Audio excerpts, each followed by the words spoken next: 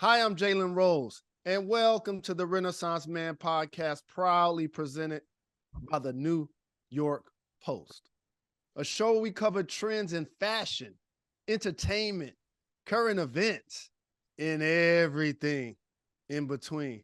My next guest got daytime on lock. Not only has she won an Emmy Award for being an amazing talk show host, she's also a comedian, actor, and best-selling author who brings her authentic and comedic perspective to daytime in her own, that's right, I said, her own nationally syndicated talk show. Sherri! Jalen, hey. What's happening? Oh, man, everything. I'm happy and grateful to say. Thank you for joining me. I appreciate you taking the time. And there's more, by the way. You've won an NAACP Image Award for Outstanding Talk Series. You secured a second Image Award for the classic Two Funny Mamas podcast featuring the lovely and talented Ken Whitley. So you're busy. So I appreciate you taking the time. Thank you so much. But, busy is relative. When you love what you do, is it really work? Yes, absolutely. And as a fellow Midwesterner, I did a little research. Tell me about growing up in Chicago and how it shaped who you are today. Chicago. It's funny when people say to me, "Oh, you so real. You down to earth." I go, "I'm from the Chi." So I think, being from the Midwest is like we're just not the same way as, and not down in anybody from Los Angeles. But it's different. It is really it has kept me humble from where I came up on the south side of Chicago. And that's where all my family is. And, you got that family that tells you ain't all that. Stop with all of that. So I go home quite frequently. Absolutely. And I want to drill down a little more. Tell me about your actual childhood, like your elementary school, middle school. What was it like? Your neighborhood? I know in order to get from point A to point B on the south side, you had to overcome a lot of landmines. Oh my gosh, taking a CTA everywhere. My goodness. It's so funny growing up in Chicago. It just breeds like an independence. My mother used to send us to the store, Jalen, when we would have blizzards. I was 5 years old and my sister was 3. My mother would give us a grocery list and $20 to go to Jewel's over in Chicago. And we would take the bus, the CTA, over to Jewel's, do our shopping and come right back. We played out in the streets and we had to be home before the lights came on. We would be riding bikes on the block. I am very adept at riding a bike and having somebody ride on my handlebars. Oh, okay? Wow. We did double dutch. We played hopscotch. We was always at Evergreen Park. And there was a little plaza it was Evergreen Plaza. We called it Everblack. And so we were always at the mall. It was just, I had a really good time growing up, but you had to get in your fights. Yep. I don't like it, but I swear it was like you being in Chicago, you had to do that. And my family was one, if they heard somebody was messing with Sherri, you had cousins, you had sisters, you had uncles. The Shepherds are known in Chicago. Chi-Town, stand up. Absolutely. Don't mess with those Shepherds. If you know, you know. I'm telling you, it's so many cousins. I got hundreds of cousins who run Chicago. Yes, indeed. So what were some of the TV shows and who were some of the entertainers you grew up watching that made an impact on you growing up? Oh, wow. Good Times. Easy credit ripoff. Good Times. Shuffling and surviving. That was like the show Good Times. What's Happening? We used to watch all the time. I remember Cooley High was like the movie, the classic, and so it was very important to my family that we got together. We would watch TV together. And you too young to remember this, but I remember when Disney would only show a movie once on a Sunday. Wow. And we got in front of the TV and we would watch, what's that movie with the Cocker Spaniel? Remember that movie with the Cocker Spaniel, the daggone dog that was running around. I don't remember what the name of that movie was, but we watch all the Disney movies, Cinderella, and but those are the movies, the TV shows that I remember. I love sitcoms. I just love them. The Dick Van Dyke Show, anything that made me laugh, I loved. And also, it seems like TV has changed a lot as you name some of those shows that I love as well, like Good Times and What's Happening and the Jeffersons. Like Yeah. so many stories within stories, but got a chance to see Black people in particular in different levels of our glory. Was that inspiring for you? It really was, because I got to see people who look like me, who went through the same problems that I did. I mean, my friend in my head was like Thelma from No Good doubt. Times, and No doubt. Bernadette Stannis. That was like the first sex symbol that I saw. Agreed. Was Bernadette Stannis. I used to say, oh my gosh, she's so pretty. So representation does matter. These shows, and then as I got older, gosh, watching the Jamie Foxx show and Martin, I never missed an episode of either of those shows. Classics. Living Color is another one. And also, oh my gosh, Change the Game. Chappelle Show. Talk about how comedy has continued to progress over the years. Oh, I think it's made such a great progression because the people that we grew up with now, they've gone on to different things. Jamie Foxx is now a movie star. Martin is a movie star. So it has opened up the door for even more actors. I'm looking at shows like Harlem, and I'm going, these are new faces that I have not seen before. Run the World, these shows that are coming out. I'm looking at even more comics that didn't come from TV. They came from the internet. I'm looking at the B. Simones and the Just Hilariouses, and the King Schuler. So it's so much comedy coming out. I think it's even more new faces, and I'm loving seeing everybody. So much room here. It's a lot of room here. Yes, it is. It is. And just imagine you landed your first acting gig in 1995. I did? Yes. Tell me what it was like at the beginning of your career, and what were the lessons you learned from that period of your life?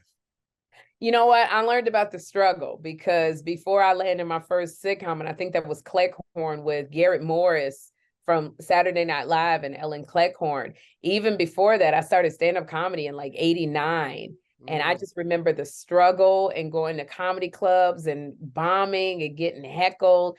I remember Cat Williams had a room in Compton and he would put me up and I'd be like, Cat, I'm scared. There's no such thing as being scared. You get up there and you do it. And I remember doing those clubs and getting tough and getting better and getting confident. Boy, I used to get heckled. D.L. Hughley was like, get back up on that stage. So it taught me to have a thick skin. It taught me not to take anything personal. It taught me to be tough and persevere and just push through. So when we see you on stage winning awards, a lot of people underestimate some of that struggle you just described. Can you talk about some of those times where you felt if you were even making the right decision to try to be in this profession? Oh, so many times. It's like, when you go to comedy clubs, especially when you go to Black comedy clubs, you got to come with it. They don't play around because, Black people are like, look, I just got my check and I need my money's worth and you better be funny. And it's not like, you can do a joke and they get into it and you like, I'm getting to the funny. You better be boom, boom, boom, boom, boom. And I learned that from people like Cheryl Underwood. I had to follow folks like Cheryl Underwood and JB Smoove at the comedy clubs. And it just was, it was a road and it was a journey, but doing those clubs and I just think it made me, it made me who I am. And I forgot the question that you asked because I'm rambling. What you asked me? Basically about some of the trials and tribulations that you had to overcome, because I believe I saw somewhere that at a time when you were like dealing with some sort of homelessness. Oh my goodness. Yeah. In the struggles of being a comedian, I wasn't paying my bills. I was in a religion that was like, I thought the end of the world was coming. And so I didn't pay any of my bills. It never came the end of the world, but the bills were still there. And I literally was on my way to the comedy store and I was dressed with these big, heels, thigh-high boots, looking crazy. And I had $10,000 worth of unpaid moving violations. And so when they give you a ticket to police on a moving violation, if you don't show up in court, it's a bench warrant. So $10,000 worth of bench warrants. They got me on a Friday. It was a Martin Luther King weekend.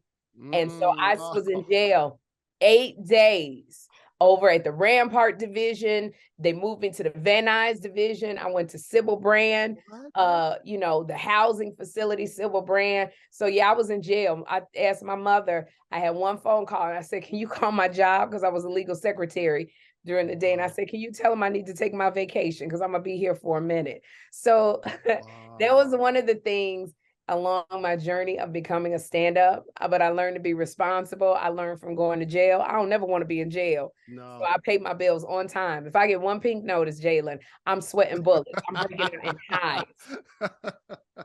And I must congratulate you because your new show, Sherri, has been renewed for 2 more seasons. That is so big. Congratulations. What has it been like for you on daytime TV, Monday through Friday, killing the game? It's really surreal, Jalen, to know that this has been 18 years plus of wanting this dream of having my own talk show. And it was 18 years, but I had to mature into this dream because I wasn't ready. If I'd have gotten this dream 18 years ago, it would have been on and off in a hot second because I didn't know who I was. I just knew I like to make people laugh. But 18 years, it took me to really know who Sherri is. And I know exactly what I bring to my audience. I know who my audience is that watches me. And it literally, I look out there and I see the audience and I go, wow, y'all came to spend an hour with me. I see the ratings and I go, people are turning on the TV to see me. And I think, because I do like making people laugh and I think people need that in what they're going through today. They just need an hour of escapism. And if it takes me being silly and acting a fool, then I'm here for it. If it's going to make you smile and feel better. My mantra is then when you came. So it's so surreal having a show with my name on it. Oh my gosh. Yes, you earned it because not only are you hilarious, but you authentic because that's what people buy into. Because as you know, at some point we see through phony. Yeah. You can't continue to reimagine and reinvent yourself as many times as you've had to in order to now be a young industry veteran in a lot of ways. But it's something that's very emotional happened on your show. Penny from Good Times showed up as a surprise guest. The rest of the world called her Janet Jackson. What was that like? First of all, they had been saying they were going to have a surprise. I didn't know who it was going to be. And when I heard that voice, she walked out and I was like, that's Janet. And look, in my mind, because in my mind I cursed. I was like, that's Janet M. Jackson. And she walked out and I ran over there and I was just like, I cannot believe, first of all, you know who I am and that you decided to come on my show to surprise me. Because it's not like Janet Jackson is sitting around wondering what's on TV. Like she's busy. Yeah. And, she said that I wanted to support you, Sherri. So I'm so thankful that she came on. I still scream going, Janet was on my show. And it's things like that I'm going, wow, Lord, this is absolutely amazing. And I did cry because I couldn't believe one of my idols was right there. That was an incredible moment and well-deserved. And as we continue to empower women every day and highlight it during this month, I have to ask you this in particular about comedians. Give me your personal top 5 female comedians who've made an impact in entertainment. I would say Whoopi Goldberg is a big one. And then I have to give props to who was before Whoopi, Moms Mabley, who made it possible for us to stand on stage and speak our truth. So I would say Moms, Whoopi. Oh my goodness. Some more. Some more is like one of the most amazing comics. And if you just even reaching out like a Ellen DeGeneres, I've always followed Ellen DeGeneres my whole life. And let me see, oh gosh, who else would I say? There's some really, really great ones out here that unsung. There's a comedian named B Flat out of Philly. B Flat is just like underrated and she has not been seen by the world. So those are my top 5 comics who I think have made an impact. Shout out to B Flat Shout to Philly, stand up. Make sure y'all go support her. And Yes. also make sure y'all support Two Funny Mamas, the Oh, podcast with Ken Whitley. Talk to me about that show and what was it like putting it together and what's next for you guys? Jalen, Kim and I've been trying to get Kim Whitley to do a podcast for 3 years. And when she wouldn't do it, because apparently I wasn't, interested enough or big enough, but she wouldn't do it. And my people, my team kept saying, well, what about this person? What about this person? And I said, I got to wait for Kim because we're best friends and I know she can do it. And when she came aboard, Kevin Hart was going to produce it, but then the quarantine hit and we had to do it from home. We did it on Mother's Day. And it was just to make people feel better. And wow, 3.5 years later, or 3 years later, we're still going. Our second NAACP Image Award for just stupidity and foolishness. Kim has ADHD. I'm obsessive compulsive, but we're both mothers. And everybody seems to have connected with us. And we're both comics. So we decided to take this craziness on the road and do stand-up together because we're both stand-up comics. Wow. So can you share any potential cities or any potential dates that we could go check you guys out? Because I need to see this. Oh, yes, it would be awesome. We're doing 3 cities because, when you first start out doing stand-up, because a lot of people don't know Kim and I started out doing stand-up comedy. You have to prove to people that you can sell out. So our first 3 shows are in Bensalem, Pennsylvania. It's in Delaware, Wilmington, Delaware. It's in New Brunswick, New Jersey from May 19th through the 21st. You can go sherryshow.com. Is it Sherri Show TV? Sherri Show. You look up Sherri Shepherd. I got a show on this website that you can go to. And I'm at the City Winery here in New York at Chelsea Piers on March 31st and May 4th. So I love doing stand-up. That has never left. And I love getting on stage. Well, you crushing it. And another thing that you've always done too, to make sure that you empowered other women with your support, with your voice, female comics in particular. Why do you think it's so important for you to do that, supporting women the way you have? I really feel it's important because any comedy club you go to, it's usually a bunch of men on the lineup and maybe 1 or 2 women. And I can't believe that that's still going on even now to this day, because there's some funny women. And I feel like if I can spotlight a lot of these women so that they can get to, there's never been a woman that has sold out an arena. It's only men. I want to see that happen. So if whatever I can do to support a woman, I'm going to. But that's why I have my Laugh Lounge on my show. That was important to me to have that on the Sherri Show, just to spotlight comics. And especially women, because it's like, I got my shot. One person believed in me and said, yeah. So I want somebody to see these comics and say, yeah, I believe in you. Let's see if we can do something. That's incredible leadership. And I appreciate you taking the time. But before I let you get out of here, I got a rapid fire segment called Gone in 60 Seconds. You ready to do this? I'm ready. So you back in Chi-Town. What's the first place you hitting up for a bite to eat?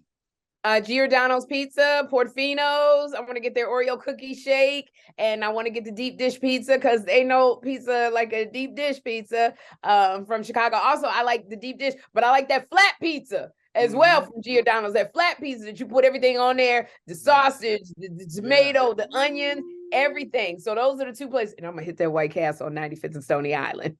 No doubt. White Castle all day. Midwest. All what day. Up, though? It's what we do. So we brought up the legendary Janet Jackson. So I have to ask, what is your favorite Janet Jackson song that you're looking forward to watching her perform on tour? Oh my gosh. 4, 3, 2. Dun, dun, dun, dun. Dun, dun. I know all of the moves. I got all of the songs. And literally, I love her song, Come Give Your Love to Me. That was her very first song, okay? Love it. And all of the nasty, freaky songs Janet sings. We know she's a freak underneath. Them the ones I relate to the most. All right. Other than Penny from Good Times, who would be your next dream guest to visit your talk show? Michelle Obama, the former first lady in the country. And if she wants to bring that man that she's married to, feel free. But No, we need Michelle for this to Obama. happen. Chi-Town got to stand up for this. That's my Chi-Town sister, and I love the way she fully could stand behind her man, but not lose herself in the process. And I love, there was one thing Michelle Obama did. Somebody tried to heckle her, and she stopped her doggone speech. And she said, she got off stage, and Chi-Town walked up to the lady. She said, is this what we gonna do? What do you need to say to me? Say it to my face. I said, that's Chicago right there. One of the greatest compliments I'll pay to Black love is seeing the president of the United States, the leader of the free world that we all know, didn't even run his household. And that's beautiful. There you go.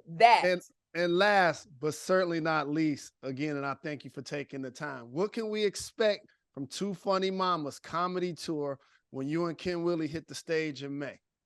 Foolishness and shenanigans, craziness, all over the place, but you are going to be laughing your butts off just at Ken Whitley and I. And then we do a Q&A. We give you advice. We encourage you because we're two funny mamas. We telling you how we find balance and raising our kids, but most of all, we're just funny.